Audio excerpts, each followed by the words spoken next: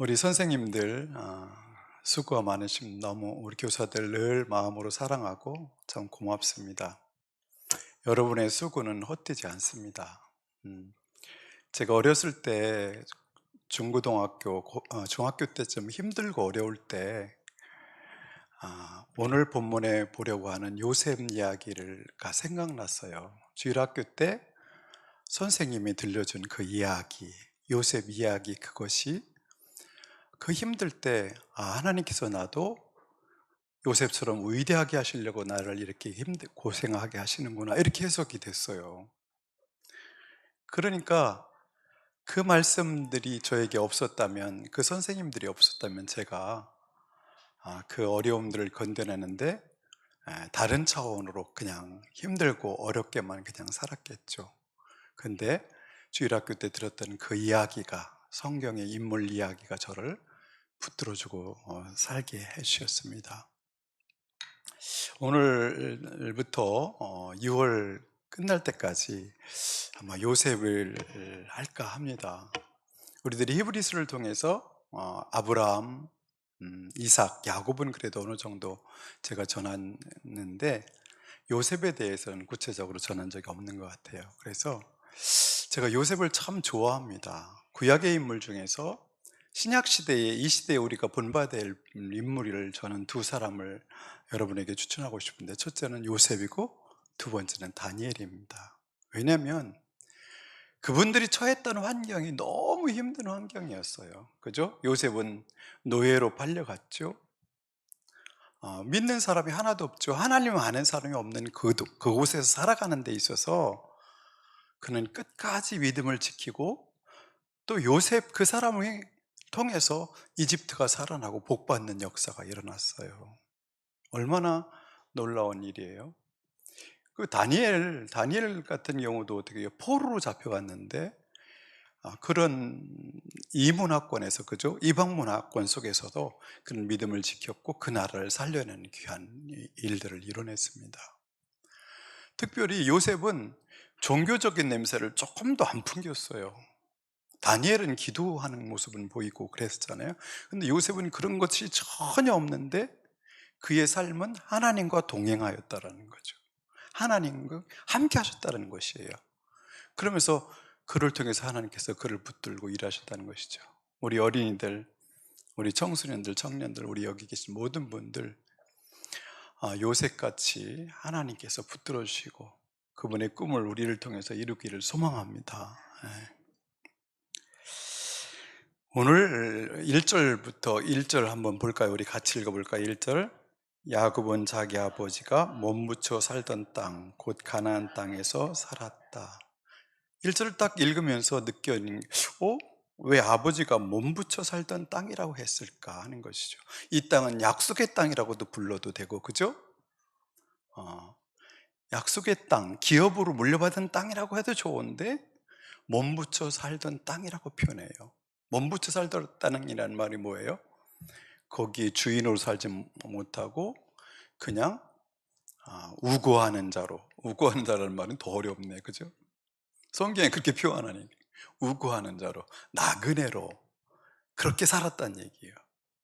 그러니까 여기서 암시하고 싶은 게 있어요. 그들은 아직 하나님의 약속은 받았지만 그들에게 아브라함 때, 이삭 때, 야곱 때가 되었지만 그들은 아직 약속의 땅을 받지 못했다는 거예요.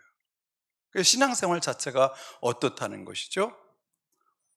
약속받은 땅에 사는 것보다는 영적 노마드의 삶을 사는 거예요. 영적 노마드의 삶. 계속 옮겨 다니고 계속 움직이는 삶이죠. 떠나고 또 떠나는 삶을 살게 됩니다. 근데 야곱의 집도 아직은 계속 움직여야 됩니다. 그리고 여기서 뭐가 암시되어 있냐면 이제 곧 이 30질창을 통해서, 요셉을 통해서 그들이 그 땅을 떠나서 다시 움직여야 돼요. 어디로? 이집트로. 그것도 여기에 숨어 있어요. 근데 2절 보면 야곱의 역사는 이러하다 이렇게 소개하고 있어요. 야곱의 족보는 이러하다, 야곱의 집안은 이러하다라고 해석될 수도 있는 본문이에요. 근데 지금 요셉 이야기가 이제부터 시작되는데 요셉이 주인공처럼 나오는데 왜 요셉의 이야기는 이러하다라고 말하지 않고 야곱의 이야기는 이러하다 할까요?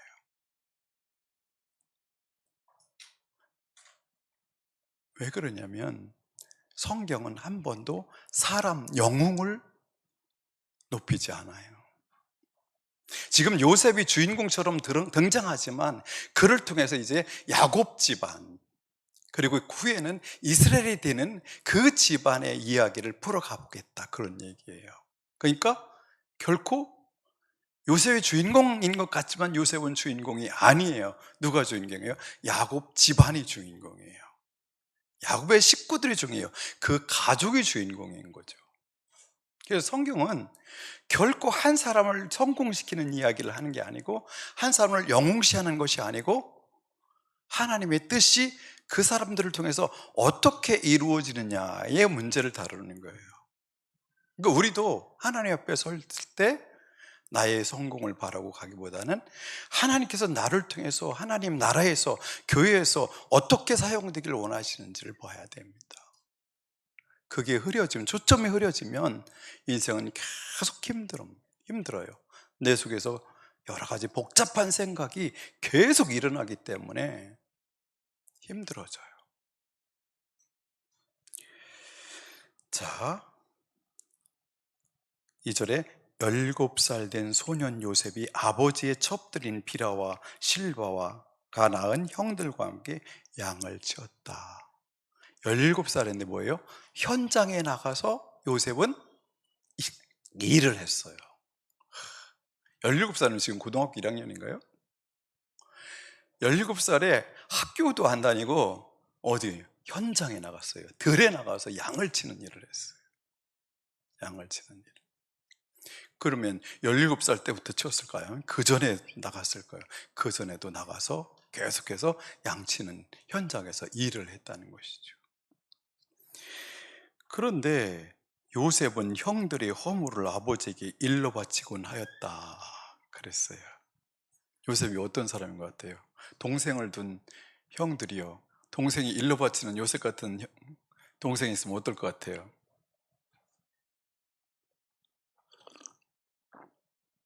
열받치죠.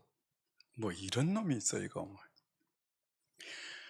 아니 9살 이전 10살 이전에는 일러 바칠 수 있지만 12살 13살 17살 됐는데 일러 바친다는 게 말이 안 돼. 좀 지능이 좀 떨어지는 것 같은 느낌이 들잖아요. 그때는 처신을 잘 해야 하잖아요. 눈치 보면서 살아야 되는데 이게 안 되는 거야.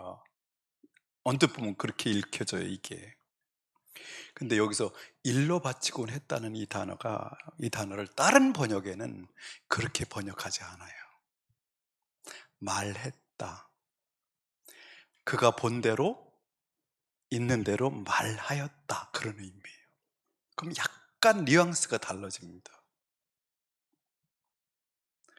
이게 어떤 의미였을까요? 이것 때문에 요셉을 아주 막 확 깎아내리는 분들도 있고 그런데 저는 그렇게 안 돼요. 이게 이 본문이 앞에 허물이라는 단어도 봐야 돼요. 이 허물이라는 단어가 무슨 단어일까요? 어떤 허물이었을까요?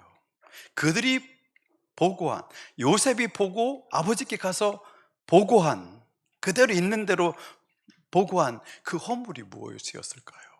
이 허물이라는 단어는 토부라는 단어가 무슨 단어인지 여러분 잘 아시죠? 토부 뭐예요? 선하다, 좋다 그러는 말이에요. 그 반대말이 바로 라라는 단어예요.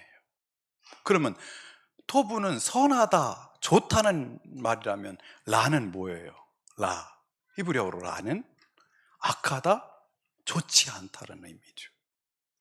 좋지 않은 거예요. 영어로 하면 bad이고 또 evil이에요. evil. 그러면 그 내용이 어떤 내용이었을까요? 그가 가서 일러 바칠 수밖에 없는, 가서 아버지한테 보고할 수밖에 없었던 그 일은 무엇이었을까 하는 것이죠. 뭐였을까요? 이미 그 집안의 형들의 허물을 우리가 알고 있어요. 어떤 허물을 봤죠? 큰형 루벤은 아버지의 적 비라와 아버지의 침상을 더럽혔어요. 그의 형 어떻게 해요? 시므온과 레위는 어떻게 해요? 세겜 사람들을 할례를 시키고 다 다 살해하기도 했어요. 우리 그리고 또 보는 게 뭐죠? 유다는 어떻게 해요? 곧 유다가 주인공일 것 같은데 유다가 주인공이 아닌데 유다가 어떤 삶을 산다고 나와요? 가나안 친구들과 형제들과 떨어져 나가서 가나안 친구들과 어울리고 가나안 여인들과 결혼해서 하나님께서 직접 죽이실 수밖에 없는 두 아들을 낳아요. 여러분, 이 집, 지금 야곱의 집의 영적인 상태가 어떤 것 같아요? 느낌이 어떨 것 같아요? 그들은 어떤, 그렇죠? 세겜에서 하나님이 나타나셔서 베델로 올라가라 약속할 때 상수리 나무 밑에 드라빔도 묻고 그들이 잘못된 어떤 문화를 쫓던 것을 다 벗어버리고 베델로 올라간 것 같은데 35장 30에서 다시 그들의 상태가 어떤 것이죠? 이들은 라의 상태가 되었어요. 단순히 이것은 단순한 허물이라고 볼 수 없어요. 이것은 성적인 문제일 수 있고 윤리적인 문제일 수 있고 양을 치는 데 있어서 합리적이지 못하고 잘못하고 신실하지 못함, 이런 것들이, 그래서 가문의 명예를 먹칠한다든지 가문이 위기를 가져올 만한 그런 일들을 보았을 거예요. 그것을 가서 보고했죠. 근데 여기서 채색 옷을 입혔다는 말을 또 어떻게 봐야 돼요, 여러분? 채색 옷을 입혔다. 채색 옷은 그때 당시는 우중충한 옷이었는데 물감을 들인 옷이라고 봐야 될까요? 해석을 어떻게 하면 좋을까요? 원어로 보면 이런 의미예요. 목부터 발끝까지 치렁치렁하게 늘어지는 옷이에요. 여기 짧은 옷이 아니라 여기까지, 손목까지, 발목까지 쭉 늘어뜨리는 옷이에요. 그러니까 단순히 채색 옷이라고 번역하면 안 되는 옷이에요. 그럼 어떤 옷일까요? 노동을 하는 위한 옷은 아닌 것 같아요. 그죠? 양칠 때 입는 옷은 아닌 것 같아요. 현장에서 막 작업복은 아니에요. 어떤 옷일까요? 이것은 관리자들이 입는 옷이고 왕자가 입는 옷이고 귀족들이 입는 옷이에요. 여기서 우리는 눈치를 챌 수 있어요. 채석을 입혔다는 것은 편애해서 얘만 예쁜 옷을 만들어 입혔다는 그런 의미가 아니에요. 어떤 의미일까요? 야곱은 만만한 분이 아니에요. 야곱이 판단력이 흐릴 사람이 아니에요. 야곱은 사람을 제대로 판단할 수 있는 능력 있는 사람이에요. 요셉을 아직 어리지만 17살 된 어리지만 그 집의 관리자로 세운 거예요. 어떻게 보디발의 집에서 모든 일을 맡아 수고하는 뭐예요? 가정 총무가 된 것처럼, 청지기가 된 것처럼 그의 능력을 요셉은 보고, 아니 야곱은 보고 그를 가정의 관리자로 세운 겁니다. 그렇게 해석을 하면, 그 옷을 가지고 다시 해석을 하면 고자질하는 것을 어떻게 해석하면 좋겠어요? 고자질했다라는 번역은 잘못된 것이죠. 어떻게 봐야 돼요? 그는 관리자로서 현장에 같이 나가 있어요. 오늘 이제 이 다음에 보는 12절부터도 어떤 얘기요? 가서 형들이 어떻게 있는지 봐라. 양들이 어떻게 있는지 보고 와라. 그 얘기를 해요. 그건 공적인 일이에요. 그러니까 뭐예요? 요셉은 관리자로서 역할을 감당하는 거예요. 요셉은 정직한 소년이에요. 그렇게 고자질쟁이, 그렇게 머리가 나빴던 애가 갑자기 노예로 팔려가니까 보디발의 아내가 유혹하는데도 딱 거절할 만한 사람으로 갑자기 바뀐다? 이게 가능하다고 생각해요, 여러분? 아니에요. 원래 그는 정직한 사람이에요. 그런 걸 견딜 수 없는 사람이에요. 그러니까 그런 자로 채색 옷을 입고 그 역할을 지금 그는 감당하고 있습니다. 근데 4절, 형들은 아버지가 그를 자기들보다 더 사랑하는 것을 보고서 요셉을 미워하며 그에게 말 한마디도 다정스럽게 하는 법이 없었다. 여기 말 한마디도 다정스럽게 안 했다는 말이 뭐세요? 보통 이스라엘 사람들이 이렇게 인사하잖아요. 샬롬, 네, 샬롬 그러잖아요. 형제들인데 이것도 안 했다는 거예요. 아침에 일어나서 요셉이 오면 그냥 피해. 에이 저 새끼 피해. 샬롬 안 해. 인사 안 해. 이 분노는, 이 미움은 단순한 이 철없는 놈, 교만한 놈, 자기만 하는 놈이기 때문에 미워하고 실기하는 그런 얘기가 아니에요. 무슨 얘기예요? 어쩌면 야곱과 에서 사이의 장자권 싸움한 것 같은 내용일 수 있어요. 막내인데 11번째 놈한테 모든 관리자의 권한을 준다? 결국 요셉은 나중에 장자권을 누구에게 줘요? 마지막에 장자권을 요셉에게 주잖아요. 왜? 요셉은 한 지파를, 한 기업을 물려받는 게 아니라 두 기업을 물려요. 에브라임과 므낫세, 에브라임 두 지파를 물려받는 어떻게 해요? 장자권을 얻어요. 그러니까 이미 야곱의 마음속에 막내 11번째인데 야곱은 그를 뭘로 보고 생각하고 있어요?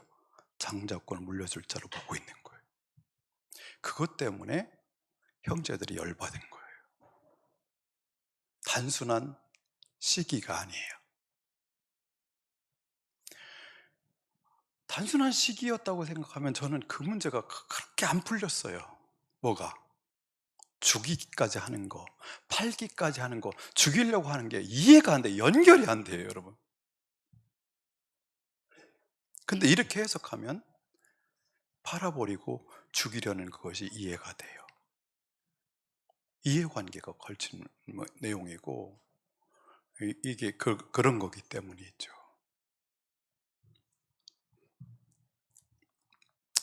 근데 요셉은 꿈을 꿉니다. 꿈을 꾸는 사람이에요. 두 번의 꿈을 꿉니다. 첫 번째는 뭐예요? 가서 추수를 하는데 12명인가 11명이 하겠죠. 가서 하는데 볕단, 밀단일 수 있고 볕단일 수도 있겠죠. 그걸 이렇게 세워놨는데 어때요? 형들이 한 단들이 다 일어나더니 요셉이 만든 단에 절을 했다는 거예요. 이 말을 했을 때 형들이 뭐라고 해석하는지 볼까요? 8절에 볼까요? 뭐라고 해석해요? 형들이 그에게 말하였다. 내가 우리의 왕이라도 될성 싶으냐? 정말로 내가 우리를 다스릴 참이냐? 정말로라는 말이 왜 들어갔어요? 지금도 네가 관리자 노릇 하는데 진짜 지금은 아버지가 너 인마 봐주니까 이렇게 되는 거지 나중에도 정말로 네가 우리들 위에 설 거라고 생각하느냐 이 말이에요. 그러니까 이 친구들은 이것을 해석을 얼만큼 해낸 것이죠. 두 번째는 해와 달과 별들이 또 절을 하죠. 이때 아버지가 어떻게 뭐라고 말해요? 아버지가 네가 꾼 그 꿈이 무엇이냐? 그래 나하고 너희 어머니하고 너희 형들이 함께 너에게로 가서 땅에 엎드려서 너에게 절을 할 것이라는 말이냐? 11절 같이 읽어볼까요? 그의 형들은 그를 시기하였지만 아버지는 그 말을 마음에 두었다. 마음에 두었다는 것이죠. 이게 어떤 메시지일까? 어떤 메시지일까?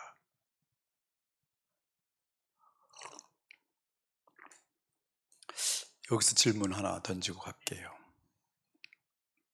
요셉의 꾼 꿈은 그의 욕망과 이런 것 때문에 꿈으로 드러난 꿈이다. 두 번째, 아니다. 하나님께서 그를 통해서 이루시고 싶은 하나님의 계획을, 비전을 꿈을 통해서 보여주시는 것이다. 1번이에요, 2번이에요? 2번이죠. 저도 그렇게 생각해요. 꿈의 종류는 몇 가지 알 수 있어요. 첫째로, 개꿈이 있어요. 개인적인 꿈, 자기 욕망에 따라서 꾸는 꿈이에요. 두 번째는 데이비드 비전이에요. 다윗의 꿈. 다윗은 어떻게 해요? 성전을 짓고 싶어요. 그게 선해요, 악해요? 선해요. 좋은 것이에요. 근데 하나님께서 허락하시지 않은 꿈이에요. 그게 데이비드 비전이에요. 세 번째는 가스 비전이에요. 하나님께서 주신 비전이에요. 오늘 이 비전은 자기 개인적인 꿈을 꾼 것도 아니에요. 원한 것도 아니에요. 바란 것도 아니에요. 누가? 하나님께서 앞으로 야곱 집안을 통해서 하고 싶은 일을 보여주신 거죠. 그런데 이것을 그 집에서는 정확하게 해석해낼 사람이 아무도 없었어요. 요 정도는 우리도 해석이 되잖아요. 이 집안 식구들도 해석이 됐어요. 그런데 이게 이 꿈이 얼마나 엄청난 계획을 가지고 계신 꿈인지 우리는 알잖아요. 그죠? 이제 곧 요셉은 팔려갈 것이고 노예가 될 것이고 죄수가 될 것이고 점점 더 바로왕에 가까이 갈 것이며 결국 어떻게 돼? 그를 통해서 총리가 되고 이집트를 구해내고 그들의 온 집안이 그리로 내려가서 한 민족을 이루고 다시 돌아올 거라는 것이 여기에 다 담겨 있는데 이걸 어떻게 꿈속에 하나님께서 다 담겠어요? 못 담으시죠. 계시는 지엽적이고 조각적이에요. 근데 이 얘기가 어떻게 해요? 아브라함에게 이미 하나님께서 약속하셨던 것이에요. 뭐죠? 네가 이방 땅에 가서 4대 만에 돌아오리라 하셨던 것을 여기서 얘기하고 있는데, 이것을 우리는 이것저것 다 종합해 보니까 이게 해석이 정확하게 되는데 이 사람들에게는 이게 해석이 될 리가 없죠. 여러분, 그래서 하나님의 계시의 말씀을 정확하게 드러낼 수 있는, 해석하는 분, 성령에 감동되어서 그걸 해낼 수 있는 사람이 주위에 있으면 이것은 참으로 복된 일입니다.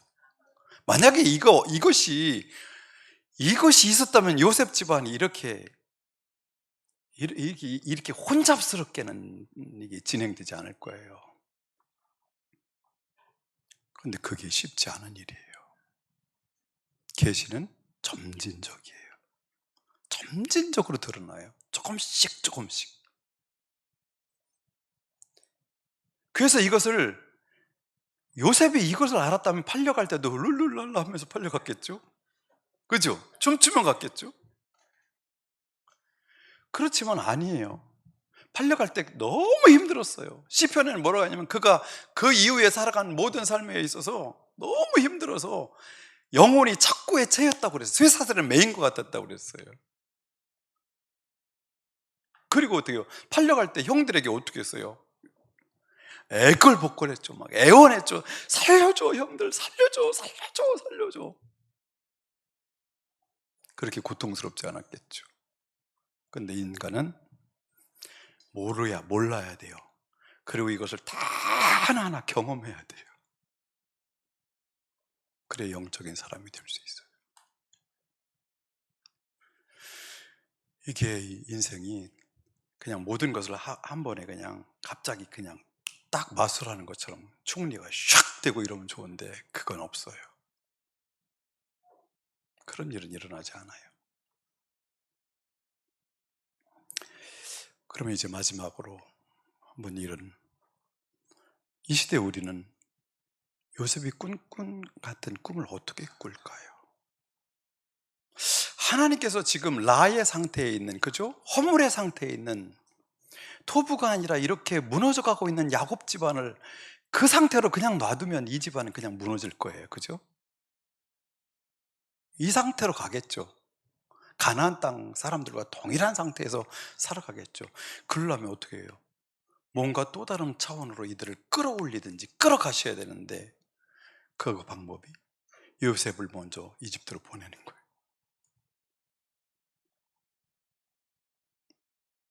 그냥 놔두면 사람은 안전지대로 들어가면, 세이프 존에 들어가면 인간은 타락하게 돼요. 거기서 흔들어 놓으시고 끄집어내시고 또 다른 것을 보게 하시는 분은 하나님이세요. 이게 돼야 돼요. 인간 스스로 요셉처럼 결단하고 애굽으로 갔다든지 이게 될 수가 없어요. 하나님이 일을 하세요. 주도권을 잡으시고. 이 시대는 그러면 우리는 이 꿈을 어떻게 꾸죠? 이 상황에서 매일매일 지루하고 힘들고 계속 세상이 부럽고 이런 상황에서 어떻게 벗어날 수 있죠? 어떻게 이런 꿈을 꿀 수 있죠?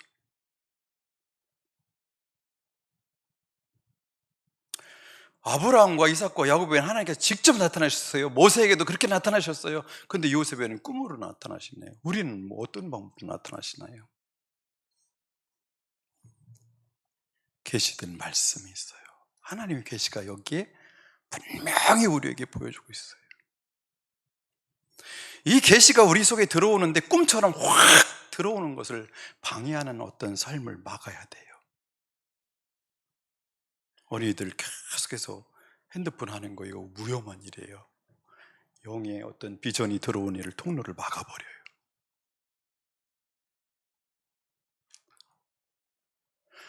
어찌하든지 하나님의 말씀을 붙들고 묵상하고 하나님의 계시가 이 꿈처럼 비전으로 확 다가올 수 있도록 그런 어떤 삶을 살지 않으면 우리는 그냥 세이프 존에서 점점 더 파멸에 이르는 거예요. 그냥 딱 달라붙어 껌처럼 그냥 달라붙어 버리는 거예요. 벗어날 방법이 없어요. 여러분, 이 계시의 말씀을 바로 알고 깨닫고 그 요셉은 상상하지 못한 그 거대한 드라마, 우리는 이것을 이미 이걸 보고 갈 수 있는 사람들이에요. 이 말씀이 요셉의 꿈처럼 다가왔던 것처럼 우리 어린이들에게, 청소년들에게, 청년들에게, 여기 계신 모든 분들에게 그렇게 확 다가오는 그런 은혜가 있기를 예수님의 이름으로 축원합니다. 기도하겠습니다.